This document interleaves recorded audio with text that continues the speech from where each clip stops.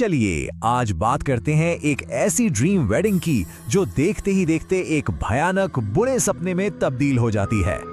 ये वो एहसास है जो राहेल नाम की एक लड़की को घेर लेता है। जैसे जैसे वो अपने मंगेतर निकी के साथ अपनी ही शादी के लिए उसके परिवार की सुनसान जागीर की तरफ बढ़ रही है, उसे अंदर से लग रहा है कि कुछ तो बहुत ही बुरा होने वाला है। और उसकी ये बुरी आहट बेकार नहीं थी, क्योंकि उस तक पहुंचने का सफर ही डरावनी घटनाओं का एक सिलसिला बन जाता है। हर मोड़ पर उसे कोई ना कोई ऐसा अपशकुन मिलता है जो उसके दिल में बैठे डर को और भी पक्का कर देता है। जरा सोचिए, पहले एक पॉडकास्ट सुनाई देता है एक लोकल किलर के बारे में जो अपने शिकार के पास एक बाबी का जूता छोड़ जाता है। फिर एक रेस्ट स्टॉप पर उन्हें एक कार में अकेला लावारिस बच्चा मिलता है और फिर उसी के पास के वॉशरूम में मिलता है एक बाबी का जूता। इतना ही नहीं, वॉशरूम के फर्श पर एक कटा फटा मरा हुआ भेड़िया भी पड़ा है। और इन सब के ऊपर बार में एक अजीब बूढ़ा आदमी उससे पूछता है, क्या तुम श्योर हो कि यही वो लड़का है?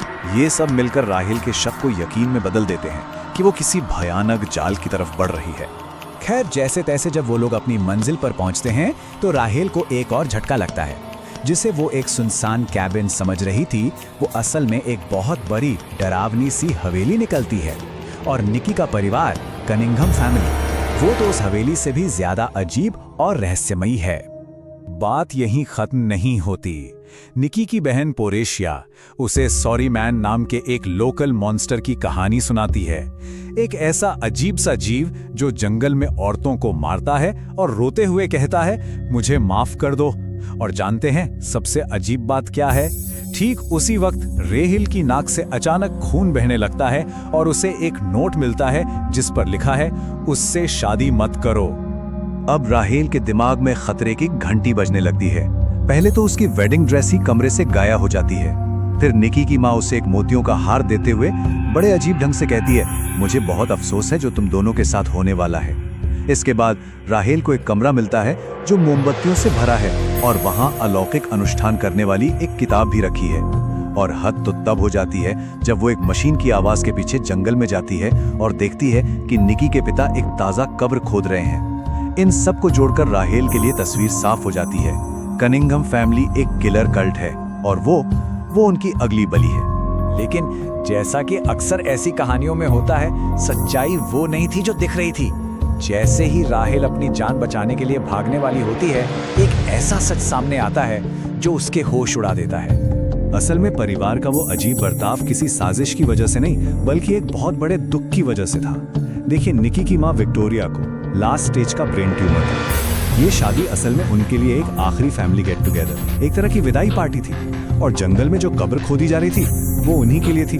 रही बात ड्रेस की, तो वो एक डरे हुए बच्चे ने सॉरी मैन को भटकाने के लिए एक पुतला बनाने के लिए चुराई थी। ये जानने के बाद राहेल की जान में जान आती है। मगर ठीक जब उसे लगता है कि बुरा सपना खत्म हो गया है, तभी अंधेरे से कोई निकलता है और उसे किडनैप कर लेता है।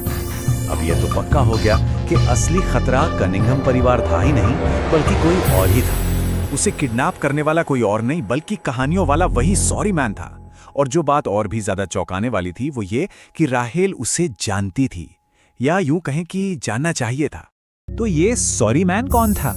वो था जे, रेहिल के सालों पहले बिछड़ चुके पिता। जी हाँ, वो कोई कातिल नहीं था।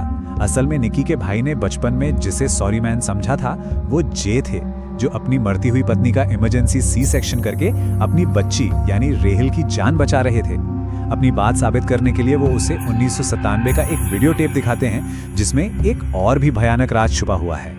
उस वीडियो में दिखता है कि 1997 में जे और राहेल की मां अलेक्जेंड्रा की शादी होती है और शादी की कस्में लेने के बस कुछ ही पल बाद अलेक्जेंड्रा की आंखों, नाक और कानों से खून बहने लगता है। और जैसे ही वो मरती है, जे अपनी बच्ची राहेल को उसके गर्भ से बचा लेते हैं। वीडियो से ये साफ था कि राहेल की मां को किसी शैतानी ताकत ने मारा था और उसके पिता ने उसे इसलिए किडनैप किया था ताकि इतिहास खुद को दोहरा न सके।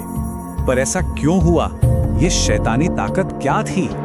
इस पहेली को सुलझाने के लिए राहेल वापस उसी बूढ़े आदमी के पास जाती है जो उसे बार में मिला था। और वो आदमी उसे एक सदियों पुराने श्राप के बारे में बताता है। एक ऐसा श्राप जो मौत के साथ हुए एक सौदे की वजह से पैदा हुआ था। और इस श्राप के नियम बहुत ही सीधे और भयानक हैं। अगर राहेल अपने सोलमेट से शादी करती है तो वो सुरक्षित है, लेकिन अगर वो किसी गलत इंसान से शादी करती है तो वो वेदी पर ही मर जाएगी। और अगर वो शादी करने से ही मना कर देती है तो ये श्राप उसके मंगेतर यानी निकी के पूरे परिवार पर लग जाएगा। तो अब राहेल के पास 3 रास्ते हैं और तीनों ही तबाही की तरफ जाते हैं, या तो उसकी अपनी मौत या उन लोगों की तबाही जिनसे वो प्यार करती है। और इस नामुमकिन फैसले को लेने के लिए उसके पास वक्त कितना है? सिर्फ 2 दिन। सिर्फ 2 दिन ये तय करने के लिए कि कौन जिएगा और किसकी जिंदगी हमेशा के लिए तबाह हो जाएगी। तो सोचिए, एक तरफ है उसकी अपनी जान और दूसरी तरफ निकी का पूरा परिवार। ये श्राप दोनों में से किसी एक को तो बर्बाद कर ही देगा। ऐसे में राहेल क्या फैसला लेगी? क्या इस भयानक श्राप से बचने का कोई रास्ता है भी या नहीं? हम जानेंगे पार्ट 2 में। तब तक के लिए वीडियो को लाइक और शेयर करें और चैनल को सब्सक्राइब करना ना भूलें।